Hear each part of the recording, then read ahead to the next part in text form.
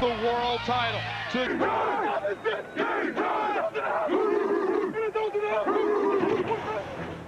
The Ravens and the Titans are bitter AFC Central Division rivals who split their regular season series. More importantly, the Ravens did something no other team has ever done. Who's the only team to beat Tennessee Titans in the Divisional Coliseum?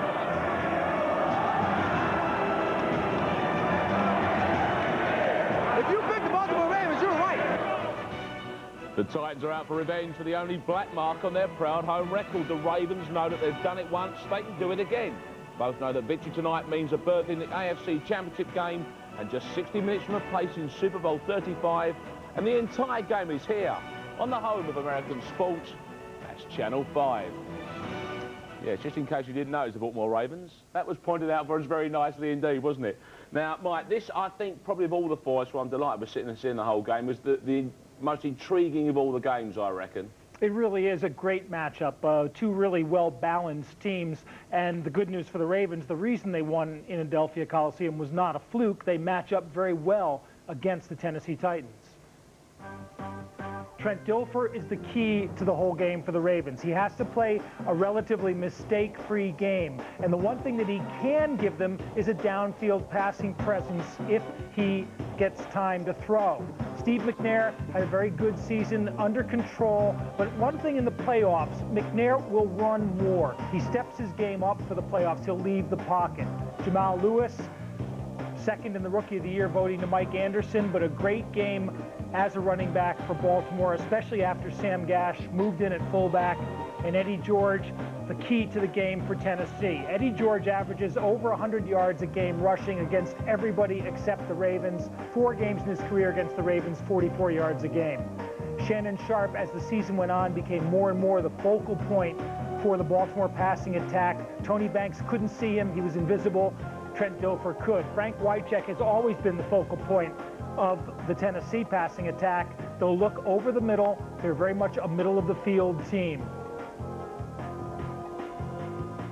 And on defense, Ray Lewis, the key to everything for Baltimore, the MVP defensively in the NFL, came out of extreme offseason problems and had just a tremendous year. And with the big guys in front of him, nobody can block him. Javon Kearse, the freak, didn't have as great a year as his rookie season, but was actually probably more steady. I wouldn't be surprised if they wind up moving him to linebacker sooner or later, because really, tackles can sort of keep him under control. But like I said, going through, to me, the key to this game is Trent Dilfer on one side and Eddie George on the other. And the Titans will run Eddie George, and everybody knows it. That's the game plan. They'll pass the ball over the middle. If they can get their wideouts into the game, that's a big plus for them. And Yancey Thigpen, I've been saying for weeks, you know, he's back from injury. Yeah. He hasn't really done much, but he's always been a money player in the playoffs. So, you know, he could come, they could try to test the Baltimore cornerbacks. But Baltimore's cornerbacks, Starks and McAllister, are very, very good. So look over the middle. And really, the key matchup is really Eddie George against Ray Lewis. And you've got the real freaks in this game are those two guys. They're both huge for their position. They're both fast for guys their side. Neither has more than about 5% body fat on his body, you know, which is just like me. And barely tell you apart from him, Mike. And like I said, the game steps up in the playoffs. So I'd also think that Steve McNair, like he did in the playoffs last year, may start running more. You know, there's a couple of quarterbacks here who aren't really tested at this level yet, are they? And this could be interesting. In the same way that Donovan McNabb had to run more when Philadelphia lost Deuce Staley and, you know, to carry the team. In the playoffs, Steve McNair knows he has to run more. And so he's kept in the pocket for most of the season. You know, he's been that kind of a quarterback, but he doesn't have to be. And if Baltimore has everything else defensed, that could be the key for Tennessee. But like I say, Baltimore matches up very well with the Titans. Don't they just? And don't forget that fact, Adelphia Coliseum, of course, is the place where Baltimore do the honors. One last fact. The Ravens D, 10 points a game. They've given up all season, but Tennessee's defense only gave up 12 points a game and actually allowed fewer yards than Baltimore's. So it's not like we're talking, you know, we're talking two great defenses here. And nice and tight indeed, that's right. And to say just that one little piece of stuff there that for you, Adelphia is where Baltimore like to play their football. Mind you, Tennessee have done quite well there as well. So let's find out how this one is going to turn out. As I say, it's probably the most intriguing matchup of the entire weekend. We can go now and join our commentary team for the evening, which is Eric Clemens. And first up, it's Mark Brown. Well, it will be the Ravens to kick off. as Matt Stover will get it underway. And waiting for it will be the special teams Pro Bowler in the AFC, Derek Mason, who set an NFL record this year for most combined yards in a season. Mason has it on his 18, turns it upfield, doesn't get much. Ball comes out of there, but after he was down. So the coverage was there on the short kick, and the Titans will take over. Steve McNair, the most experienced postseason quarterback in this year's playoffs after last year's run. This is what he has done.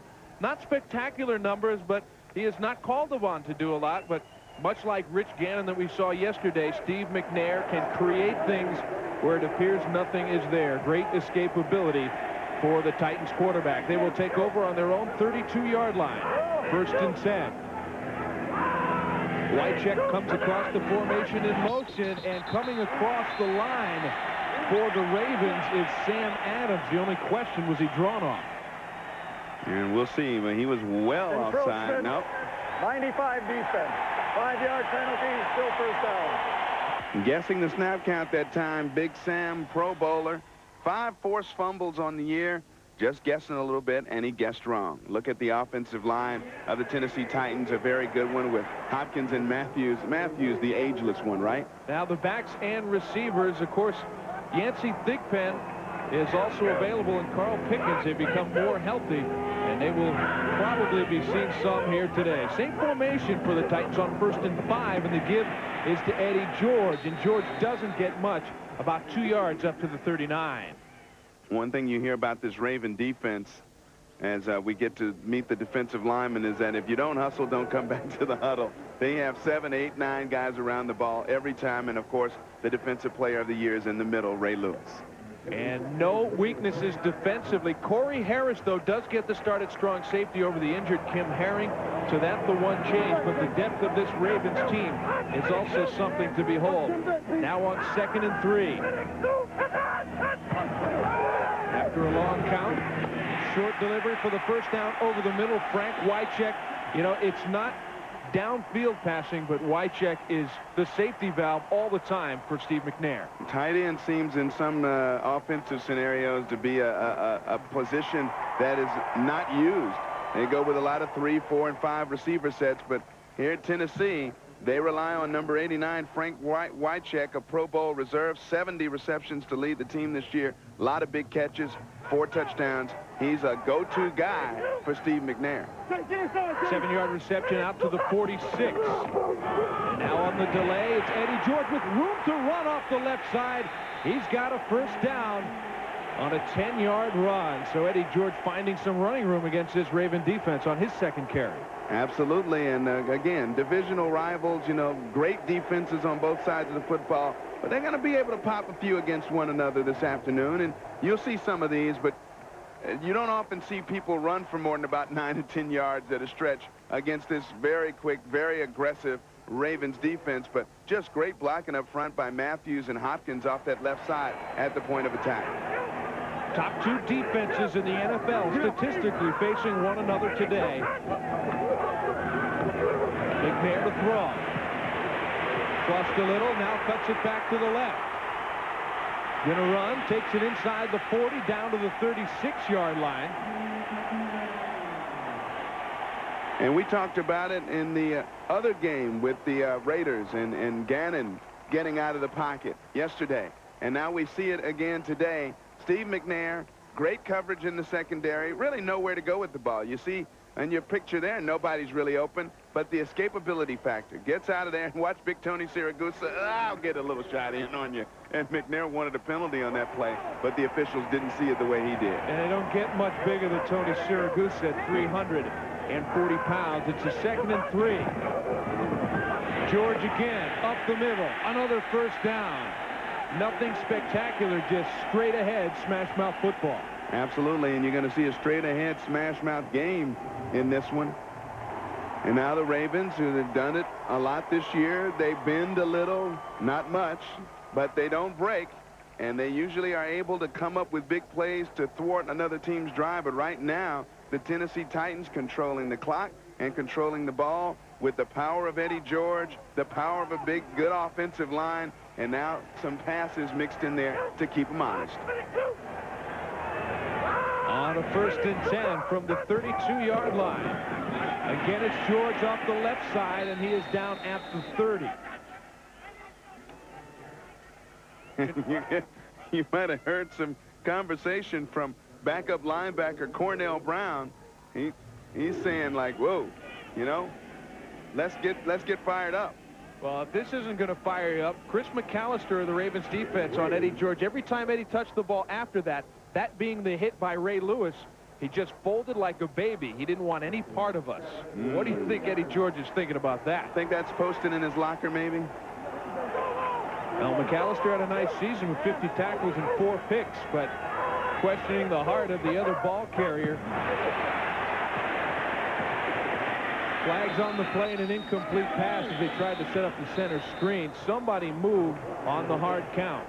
Looks like the defensive line of the Ravens was jumping a little bit earlier, trying to jump that snap count. And you might have been able to hear back at home, McNair has that really staggered snap count to try to draw him off sides, and he has done it now twice. The official is Bernie Kukar, and he'll explain. Offside, 51 defense.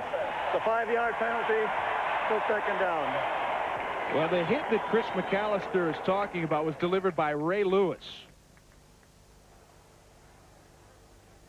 And there it was in the previous meeting. Apparently Eddie George, at least for the rest of that game, was not quite the same runner.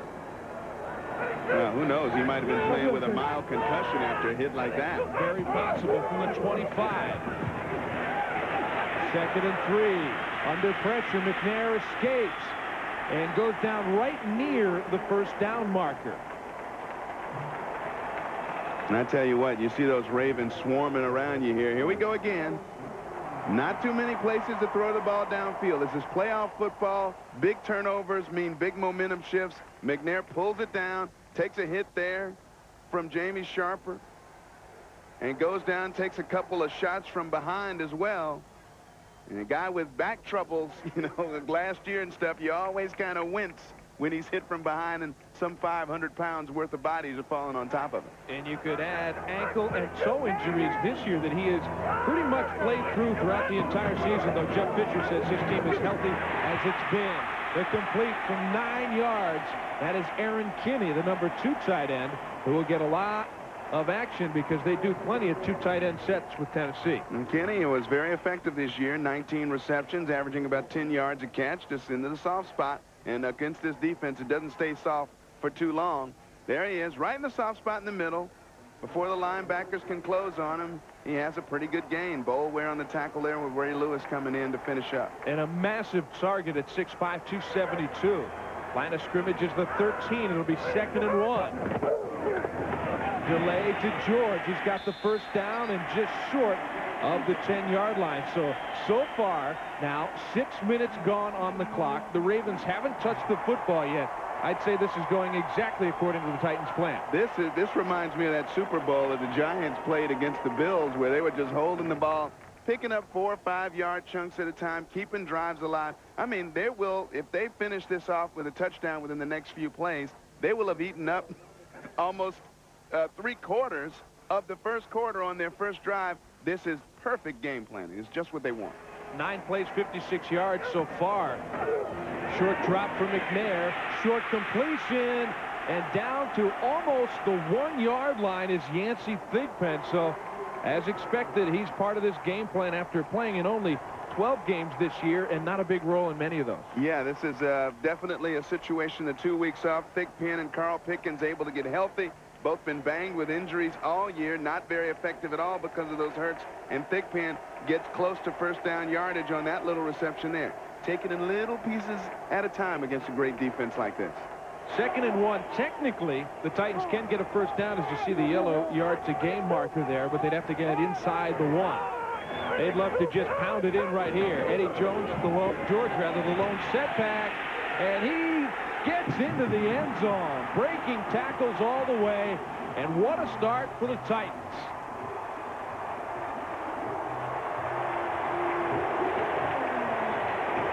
And you don't think a message has been delivered here?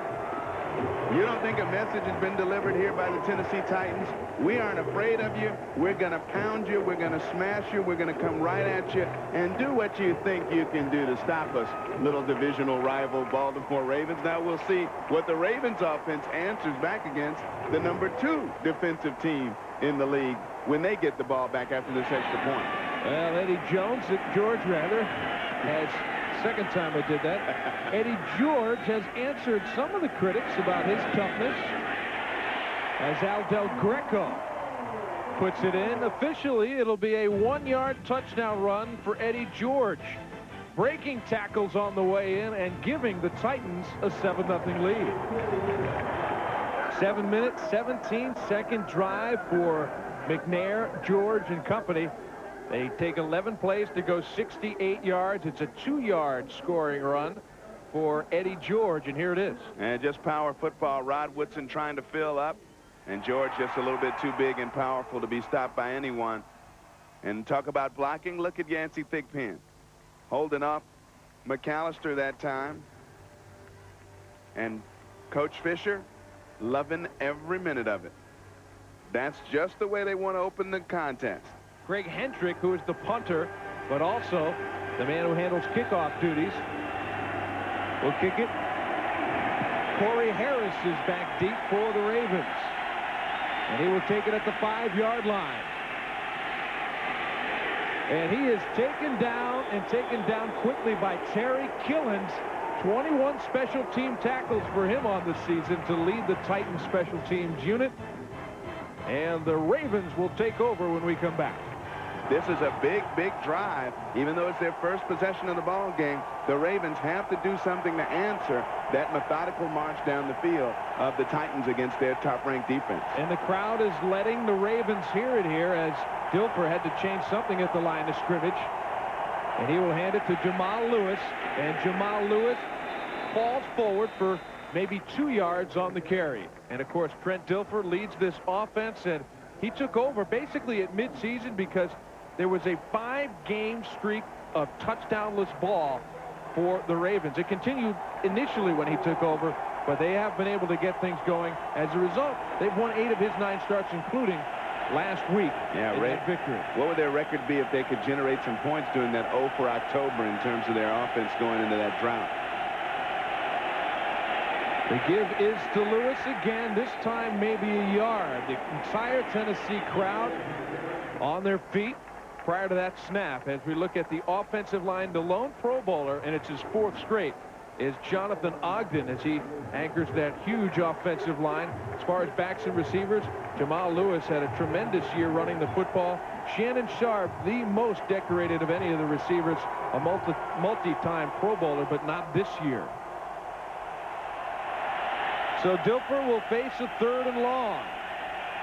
As you can see, the Tennessee defense has been tough against it. We had movement before the snap, and here we go.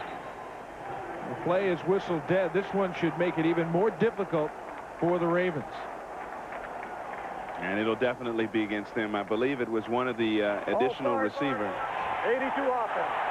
5-yard penalty. Sharp was out wide to the near side, and he just moves and got the snap count all wrong. Here's a look at that Titan defense. Very active, very physical defensive line with the freak, Curse, putting a lot of pressure on quarterbacks. As for the linebackers, Randall Godfrey leads them in tackles.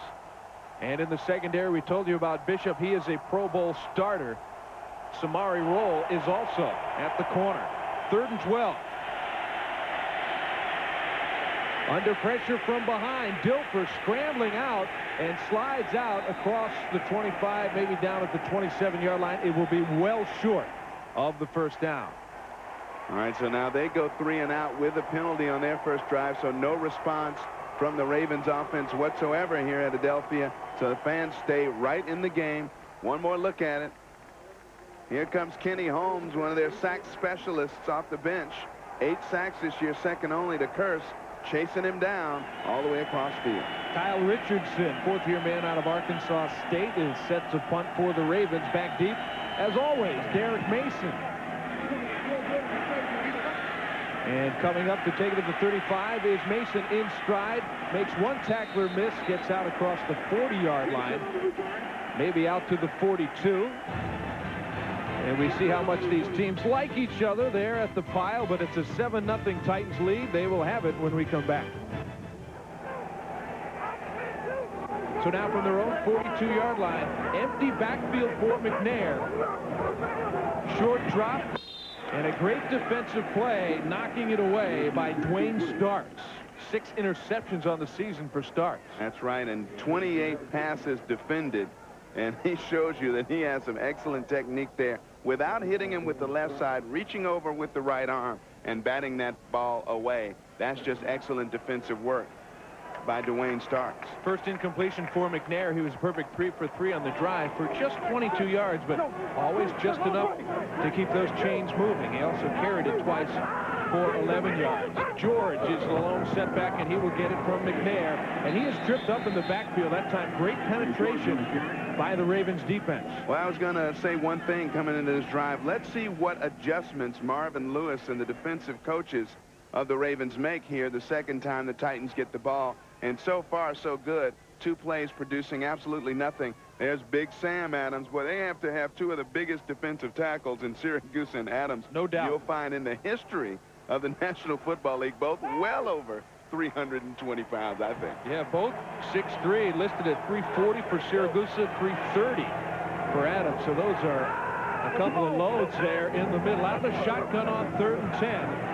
McNair throws it short, complete to George. Got some yards to go, and he will go nowhere as Ray Lewis stops him in his tracks and lets him know about it. Ray Lewis says, yeah, I got you, baby. I got you. I had 137 tackles on the year. I'm the defensive player of the year. I know how to tackle in the open field, and that's about the last time you're going to get more than 10 yards today. So Craig Hentrick makes his second appearance of the game. He had the kickoff earlier. Now will punt. Hold on. Hentrick averaging just under 41 yards, but 36 net. So he gets some good coverage, some good hang time. We'll see what he can do here. It'll be Jermaine Lewis back deep for the Ravens. And he will take it on the 11. A little bit of a bobble there, but covers it nicely before Perry Phoenix can come up and take it away from him. So on their own 12, that's where the Ravens will take over, down 7-0 late in the first.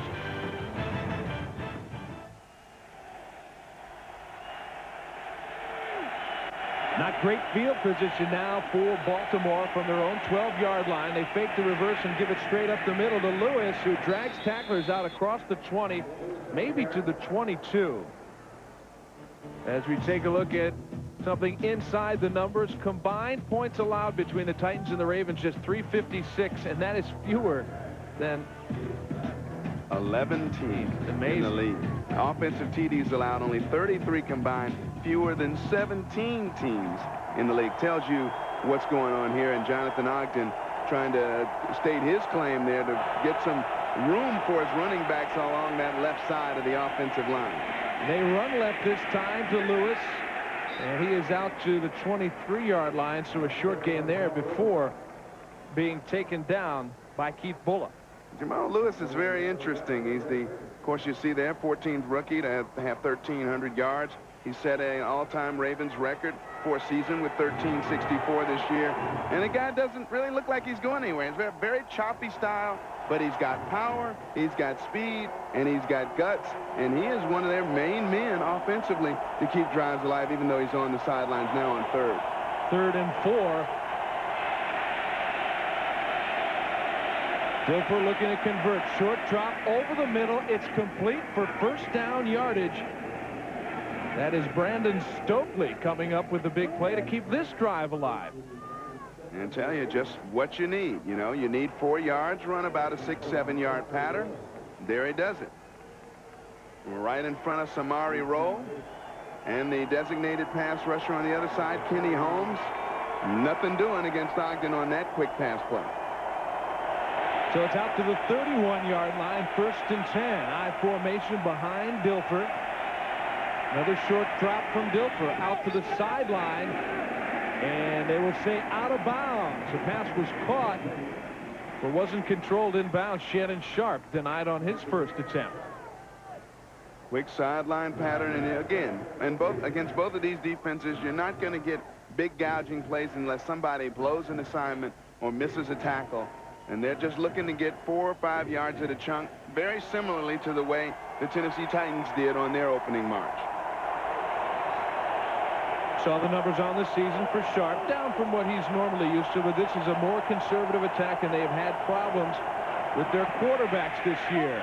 Under pressure, Dilfer throws complete to Sharp, in between defenders and in to Titan territory. Check that, it's Padre Ismail. Yeah, I told you, very few opportunities to gouge. Why did they gouge him here? Because of the blitz. The blitz is being handled. Samari Roll is one-on-one. Ismail gets the inside position. He's got great speed, but Roll comes up with a good tackle, and Dilfer just got that one away before Randall Godfrey clobbered him in the pocket. That is the kind of play the Ravens needed to make an answer. To the 36-yard line of Tennessee, the first big play of the game. Longest game for either team, but boy, does it mean a lot to the Ravens. And Jamal Lewis tripped up in the backfield, falls forward, and gets just about back to the line of scrimmage. I tell you what, a lot of trash talking going on the field here as we wind down in what has been a very quick first quarter because of the ball control and the conservative attacks of both these teams. Well, I don't know if conservative is a good word. Just championship-type football. We'll get more into that later. But teams need balanced, solid defenses to win championships. Both these teams have it. So it is 2nd and 10. No gain on the previous play. Lewis will have it again inside the 35 down to the 34 as the end of the first quarter is upon us. And as we expected, a lot of chatter going back between these two teams. They know each other well as division rivals. They have been the top 2 defenses in the NFL all season long, and they are playing for a spot in the AFC Championship game next week. We've come to the end of one in Nashville, Tennessee, and it is the Titans with the lead 7-0, but the Ravens are driving.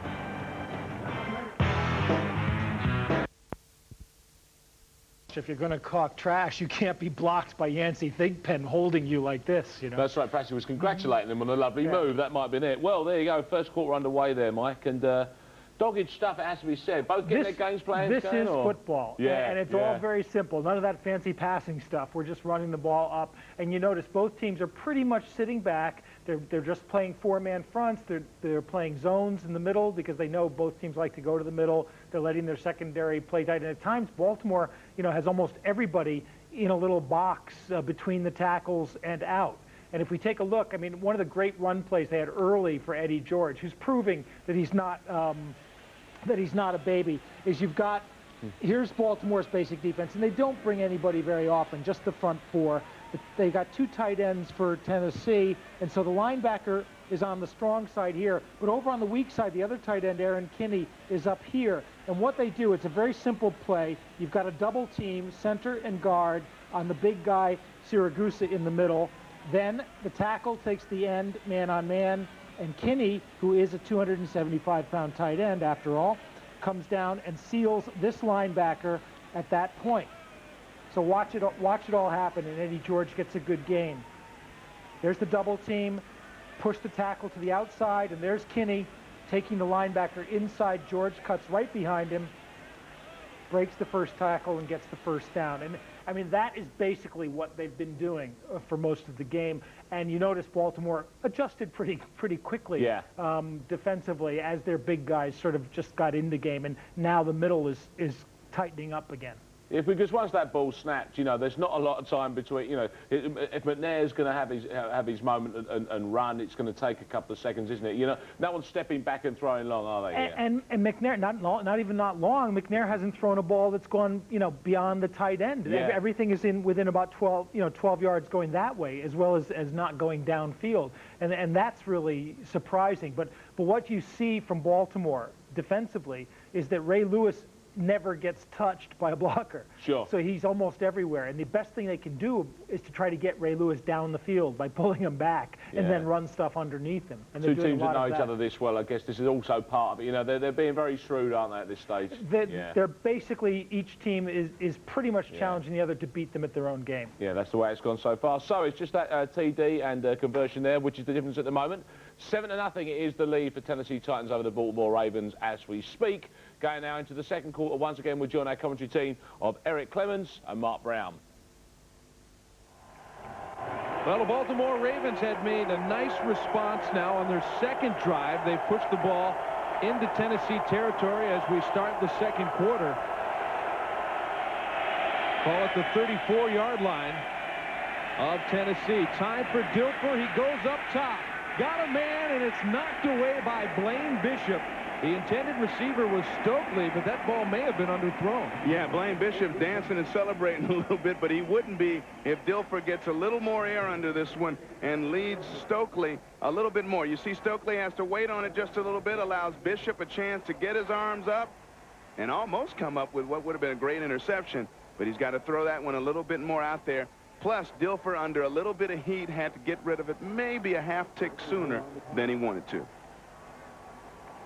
Not in field goal range at the moment. So Kyle Richardson will try to pin back Tennessee. He led the league with 35 inside the 20. See if he can do it again. Fair catch is signal. The ball bouncing inside the 5 and covered nicely by George McCullough. So Richardson does his job and pins back Tennessee. They'll take over on their own 2. Tennessee football in the shadows of their own goalposts, if there were shadows on this cloudy day. Now we talk about field position. Tennessee has to get a couple first downs, get this one out a little bit, or Baltimore will start to shift the field position game, which is, of course, important when you have 2 great defenses. They give it to Eddie George, breaks a tackle behind the line of scrimmage and gets him a little breathing room out just short of the 10. I don't know if I've ever seen this guy in his 5 years in the league be knocked backwards. I mean, this guy's always going one more look, and you see on the last series, it was Stokely running straight down the seam. He's got a couple steps on Bishop. If that ball's not underthrown, that's 6 points. But the underthrown pass allows Bishop the chance to close and almost make an interception. And he did it completely blindly, too. Just had to read the eyes of Stokely. Never had a chance to turn that head around. It's 2nd and 3. Eddie George again, trying to go wide. Turns the corner, has the first down and more. So just like that, the Titans are off their own goal line. You think Eddie George again might have those words of McAllister taped to his locker about how tough he is? Watch him just take this one and go, okay, it's a little stacked up off tackle here. I'll just bounce it outside. I've got the speed to beat everybody. And here's a little blow for you with my forearm at the end of the run. Mr. I'm not tough enough McAllister. Yeah, take that. Right there, right along the sideline. McAllister may be hearing a couple telephones right now. He might be. From the 18-yard line now, 1st and 10. George has carried twice for 15 yards so far on this drive. Not getting much there, just back to the line of scrimmage before he is stopped up by Larry Webster and Ray Lewis. Ray Lewis. George looked almost past him in the hole, and Lewis was quick enough to respond in the hole and still grab a leg and help bring him down. You know, this defense hasn't allowed a 100-yard rusher in 34 games, and right now before the half, George is approaching the halfway point of that. And first 5 seasons, he's right up there with some pretty hefty company in terms of his total rushing yards. Emmitt Smith, not yet in the Hall of Fame. Certainly will be when 5 years to the day after he hangs him up, that's for sure. McNair has it batted back, but he's got it again. Probably should have dropped it. It's loses yardage. It's just instinctive, and that's Rob Burnett, team's leading sacker, with a 10.5 on the season. Had the presence of mind to get up, get those hands up as defensive coaches teach all the time. One more look at it. Coming in there, and bam, gets the big right hand up, and then McNair catches it. Now he knows, even though he caught it instinctively, he knows he can't throw it again. That's correct. Just ask Fran Tarkenton from back at Super Bowl 9, I believe. So that'll go down as a completion to himself for a loss of yardage. And that's something. That will look strange. He'll get credited with a catch. That's right. His own Negative yardage. Now it's 3rd and 19. He lost 9 yards on that completion to himself, and we've got a timeout on the field as Steve McNair, pointing to his head, said, yeah, maybe I shouldn't have caught that one. Tennessee, though, still on top. Well, there are 8 teams left coming into the weekend, but that doesn't keep the rest out of the headlines. At half-time, we'll update you on a few of them. Eddie George carrying the ball up the middle as he continues to be the workhorse. And another 3 and out. If they punt the ball here, nice gain on 3rd and long. And they do get out from under the shadow of their goalpost, so to speak. So now Hentrich has a chance to get some a good punt out there, as you see Jermaine Lewis standing back on his 35-yard line to receive this one. If they don't get a first down. And barely avoiding the block was Hentrich. Gets away a pretty decent kick to the 39 where Lewis has it, dodging bullets almost immediately before being taken down on the play by Frank Chamberlain, covering on the special teams. Another timeout on the field. When we come back, the Ravens will have it. Titan fans enjoying their 7-0 lead. They got it on their first drive of the ball game. They went 68 yards over 7 minutes. Eddie George took it across from 2 yards out to give Tennessee the 7-0 lead, the lead that they still enjoy over the Ravens. But Baltimore will have it with good field position, facing Jeff Fisher and his Titan defense. Would be even better if Tennessee hadn't gotten a first down on that initial drive, starting on their own 2-yard line. And they get it on the 43, 1st and 10 in an I formation. Straight drop from Dilfer, looking down the field and incomplete. It went off the hands of Ismail, but it may have been tipped by Randall Godfrey. Just may have been. It looked like it changed directions a little bit. One more look at it. Here's Qadri Ismail ISO'd right off the line of scrimmage. Similar pattern that he beat Samari Roll on for the big 33-yard game, but after the deflection, which is coming up, you see it out of his hands right there. Godfrey changes the trajectory of the ball and forces the incompletion. Nice play by the middle linebacker. Godfrey has 2 interceptions on the year and has knocked away 8 passes. Oh, stopping him in the hole. Speaking of Godfrey, he stepped up and filled it and sent Sam Gash backwards. And you don't see that often. First of all, you don't see fullbacks in today's NFL carry the ball that often. And when they do, you don't see guys like Sam Gash knocked backwards. And he was right there. And I guess that is what you want a linebacker to do. Drop in coverage, knock it away, and make stops in the hole. There you go. What else do you need to do? Good helmet right in between the shoulder pads. Nice contact right there. And Sam Gash goes, hey, listen, if I'm going to get hit like that, don't give me the ball too much more. 2 carries for 2 yards on the season for Gash. It didn't fool anybody. Dilfer with time, going deep down the left side, wide open. Shannon Sharp sizing up Bishop, running him over, and takes it down to the 1-yard line. How about that matchup that we keyed earlier? I told you, both these defenses are the types of defenses that don't get gashed much unless somebody blows a coverage or slips down or something, and that was kind of a blown coverage. Shannon Sharp, I mean, he's their leading receiver. You don't ignore number 82, who's out wide. Now watch him come across. Samari lets him go, but nobody gets him. I think Bishop might have been the guy who was supposed to come over and cover him once Roll let him go to the second line of defense there in the zone, but nobody did. 1st and goal from the 2, 55 yards on the play. Lewis dances into the end zone off the left side, and just like that, the Ravens can tie it up with the extra point. Well, that is the answer they've been looking for. They've done literally nothing all game offensively except a big completion to Qadri Ismail. And then the big Dilfer to Sharp pass with a blown coverage, 55 yards, and Jamal Lewis finishes him off the way he should from in close with a tough 1-yard run. Matt Stover is on to try the extra point. Hold is down, kick is up, and it's good. We're tied at 7 now. Each team with 2-yard rushing touchdowns. The latest from the Ravens, Jamal Lewis, to tie things at 7. 2nd quarter in Nashville.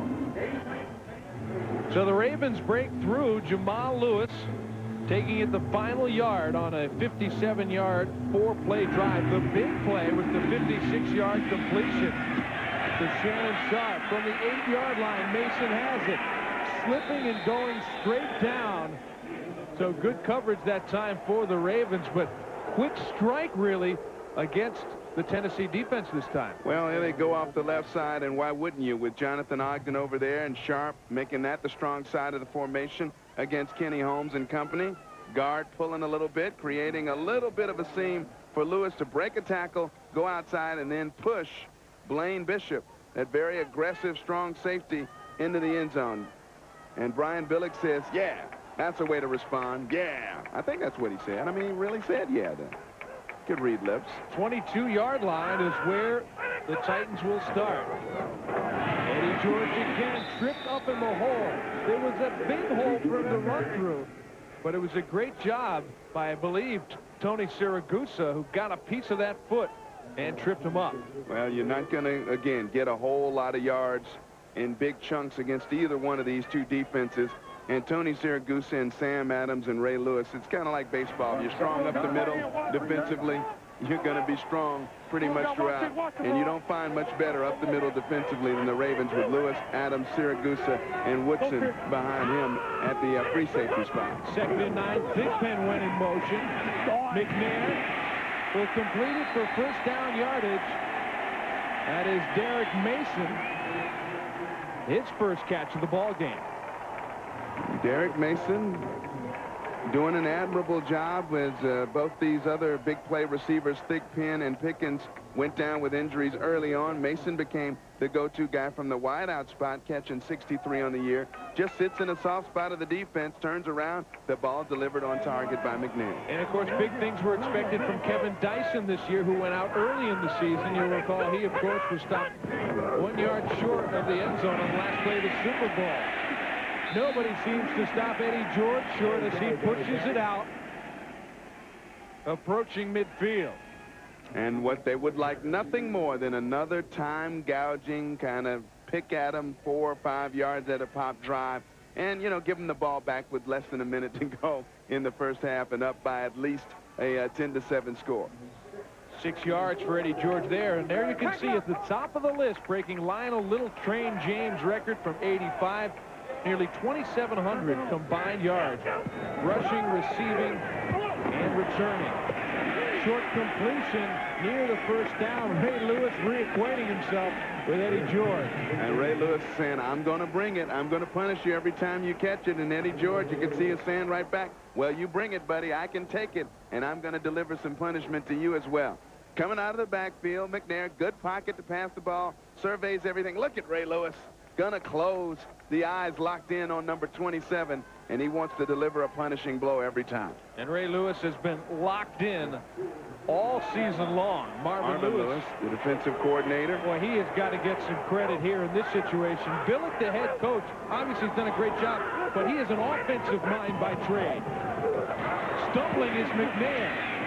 Throwing across his body, complete to Thigpen. He's got a first down into Baltimore territory. And boy, did he take some punishment on the run after catch, but it's for all good reason. But boy, this is not good. Steve McNair staying on the ground after completing that pass. Well, McNair is certainly one of the toughest quarterbacks in the NFL, and he has not gotten up yet. And see what happens. He stumbles out of the block anyway, and here comes Lewis, and boy, does he take him down hard on the follow-through there. Reverse angle look, and he appeared to really come down hard on the left shoulder. Well, the good news, it's the left shoulder, not the throwing shoulder. And you can't call a penalty there. Ray Lewis had already launched himself toward the quarterback, so he didn't take the 1 to 2 steps allowed before hitting the quarterback, but he did take him down pretty hard on the follow-through. He may not have had to plan him. Early in the season against Kansas City, there was the hit that Steve McNair took that put him down, and he actually did miss a game this year. And Neil O'Donnell is the backup quarterback, and if there is a silver lining, O'Donnell has plenty of playoff experience. Well, an issue now for the Titans. They're moving the football, but Steve McNair has had to come out of the game. For how long, we don't know. He was driven to the turf as he released the football. Ray Lewis delivering the hit, and maybe excessive in driving him into the turf after the ball was clearly away. There is McNair trying to shake it off. He is 8 for 9 for conservative 50 yards, and clearly he's having a problem with that left shoulder. It brings in Neil O'Donnell. 1st and 10 from the 43. Pitch to George. Avoiding tacklers, but that was a temporary measure. 4 guys surround him, and Eric, you know, he didn't hit him late, but he might have hung on and driven him in too long. It's the actions after the hit. Now, he knows the ball's going here, but he's going to make the quarterback pay a little bit. Let you know I'm going to be in your neighborhood all afternoon long. Take that into the turf a little bit, and that left shoulder went into that turf pretty hard. So we'll see if he can recover from that. It's good that he walked off under his own power. And Gene Washington might be taking a look at that tape this week. No penalty called on the play, but Gene can levy fines for excessive punishment. And if McNair can't return, though, there's nothing that can be remedied about that. An experienced backup, though, in O'Donnell, hands off to the second time to George, but the pursuit is there. Peter Boulware made the initial hit, and Lewis and company came in to help out. Look at the arms on Lewis. They're extremely long. The legs are extremely fast. Look at him read this play. And watch, several Ravens are going to react. Boulware's in there. Lewis is in there. Woodson's in there. There are 3 or 4 more guys behind them. And Ray says, no more. That's it. That's all you're going to get today. It's all over. You're going to win it another way. Not run in my direction. Not a blue jersey in sight ahead of Eddie George to lead the blocking there. He lost another yard. 3rd and 13. O'Donnell complete across the middle. And a first down for Derek Mason. The one thing that O'Donnell does, he probably delivers a better ball downfield than does McNair. Well, he needed to deliver one here. Here comes Mason right across the zone. Now he's in Lewis's territory. Middle linebacker, I know you're a great tackler, but you can't outrun me. And he gets around the corner and gets the first down. Right across the zone here. And Lewis, boy, wishes he had that tackle. That would have been a drive-stopping tackle. But instead, Mason, 2 catches, 32 yards on the day, 63 on the year, gets a big first down to keep the drive alive. From the 28-yard line, make that a 19-yard catch and run from Mason. Back to George up the middle, and it is bottled up quickly. We talked about championship offenses. And McNair getting ready to come back in, and you hear the cheer of the crowd here at Adelphia because their starting quarterback back in the game, tough guy that he is. He's played through numerous injuries. But championship offenses, a quarterback can be replaced and throw a simple crossing pattern and hand the ball off to Eddie George, and you can still win even with your backup quarterback. Michelle McNair, Steve's wife, has seen him bruised and battered throughout the past 2 seasons for sure. Straight drop for McNair. First pass since returning, flag on the play, complete to Wycheck down near the 20, but we'll have to see about the laundry. And it was a very quick flag, so I don't know. It was a quick holding penalty against the offensive line. Maybe a bad technique by one of the linemen on the block, but it was thrown in the area. Well, okay. Illegal hands to, I guess, a face mask on the offense, and it had to be in the interior line blocking on that quick pass play. Illegal use of hands. 71 offense, grabbing the face mask.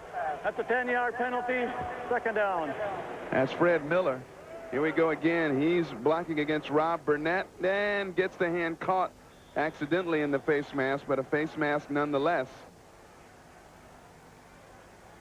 And Burnett asking for the call and says, yep, that's exactly right. So it'll be a 2nd and 19. Line of scrimmage back out to the 37. Straight drop for McNair. Time to throw. Goes down the field. And nearly intercepted. A great play defensively by Dwayne Starks. Just so quick. Everybody on this defense can run. Everybody hustles. You think you see an opening. That's not really there. Here we go. Thigpen going down, Mason going down, and look at Woodson and Starks respond after that ball is in the air. They both react to it, and boy, Starks wishes he had that one back because he thought he had interception number 7 on the season with that one. Well, that's a great look at how a corner and safety have to work together. He's knocking it away, and Woodson is drilling the receiver to make sure he can't get the deflection. So now 3rd and 19. You would say they're not within comfortable Del Greco field goal range. McNair Completes it short to Thigpen. And Thigpen is swarmed under. After a short gain, he will be well short of the first down, but maybe close enough to bring on Del Greco. Have you noticed something else in this game? Like whoever catches the ball or whoever's running the ball gets really smacked down to the ground. There's no soft tackles that have been completed in this game as Del Greco comes on. A long of 50 yards this season, and that is how far he will have to kick it on this one. Hendrick will put it down on the 40-yard line. Del Greco in his 17th season out of Auburn. No rush. The kick is away. And it is just short. But a flag down. You saw that nobody on the Ravens really rushed on the kick. But Lionel Dalton, trying to get into position, just kind of lollygagged along the neutral zone and wound up being called for offside. 91 defense. 5-yard penalty. Still 4th down. And that one can be a killer because now it puts it into a range that Del Greco makes on a regular basis. Watch 91. He's going to come across the line. I'm in the neutral zone. Now they snap the ball. Oops. He's caught into the neutral zone, and that's 5 yards closer, so Del Greco is going to have that 45-yard attempt instead of the 50-yard attempt. And the other thing you're asking, this is a 50-yard field goal, or it was. If you're in the wrong spot, just stay where you are. Now from 45 yards, may have been deflected, and it works out for the Ravens anyway. Can you believe that? Yeah, Washington. Keith Washington got a big hand up on that one, and Del Greco thwarted twice. And there's Washington getting the hands up, got a little piece of it with the right hand, enough of it, of course, to keep it from going through. Watch him collapse in the middle here. Washington, the presence of mind to get the big right mid up and deflect that kick. Big, big defensive stand by the Ravens. And what do you expect to get with the top 2 defensive teams in all of football? So Keith Washington, a reserve defensive lineman, comes up with a big play on special teams there. On the second try for Del Greco from 45 yards. And he gets credit for the block. Line of scrimmage will be the 35 of Baltimore out of the I formation. Dilfer hands it to Jamal Lewis, picking his way. Not much of a hole there, but he falls forward for 2, maybe 3 yards. And Lewis not going to have a whole lot of room. George hasn't had a whole lot of room, but it's taken advantage as we approach the 2-minute warning. Just the kind of game we expected so far. Hard-hitting defensive struggle. Each offense has managed 7 points. We're at the 2-minute warning. Back with more in a moment. Baltimore set a record for fewest points allowed in a 16-game season. Tennessee, though, right there on the list. Right there at 191, right behind the Bears. That 86 Chicago team, of course, did not win it. The 85 Chicago team, 198, did win Super Bowls. And, of course, we talk about championship formulas. Good, solid, or even great defense. Balanced ball control type offense that can eat a lot of time off the clock and keep maybe higher powered offenses off the field. But both these teams have the formula down pat, and both these teams have to feel very confident about their abilities to win Super Bowls, especially the Tennessee Titans coming off last year's 1 yard short. Top 2 defenses in the league. They both run the ball very well as well. 2 of the top 7 rushers statistically. Dilfer throws it short. It was knocked away, intended for Ismail. Good coverage on the play. Boy, Samari Rolle, what a play he makes that time, reaching in from behind and rushing yards allowed, including the playoffs here. Jeez. The Ravens, when they don't win, teams are able to gouge them or eat up a lot of clock running the football. But when they do win, look at the disparity there. And the Ravens, boy, they just change everything. It's usually 100-yard rushing games allowed. But since they don't ever allow those, we have to drop it down to 90-yard rushing games allowed. Eddie George may be challenging that this afternoon. He's off to a pretty good start. Huge pressure. Straight up the middle that time from the Titans. Henry Ford. Back up defensive lineman in there, and he just blew up everything. He just comes right up the middle, just blows by Jeff Mitchell, who looked like he might have been passing him off to someone else, but nobody else picked up Big Henry, and he comes in there and gets the, I think it's the first sack of the game.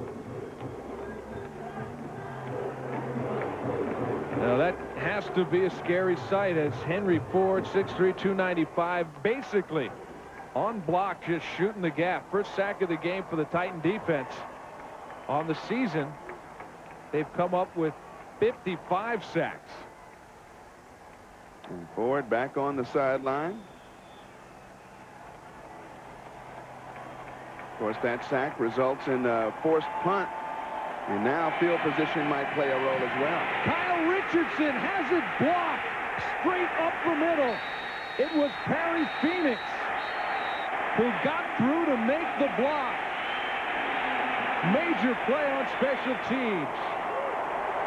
And Brian Billick cannot believe it. Late in the half, you think you might have a good shot going into the locker room tied at 7. Now a momentum changer on special teams. One more look at it. Nice, good snap. But, I mean, instantaneous pressure up the middle. It was Coleman getting the block that time. Chris Coleman blowing up the middle. Stretches out for it, gets the block, and the Tennessee Titans in great shape as that ball goes out of bounds right at the 25-yard line.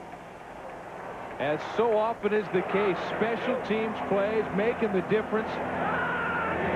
First and 10 from the Ravens 25. McNair, short completion to Wycheck, who is corralled very quickly by Ray Lewis. Ray Lewis thought he'd wrestled the ball away from him too, but we've seen block kicks on successive possessions. One by the Ravens blocking the field goal, and a big block punt by the Titans. Ray Lewis, see some of his numbers this year. 2nd and 6 from the 21.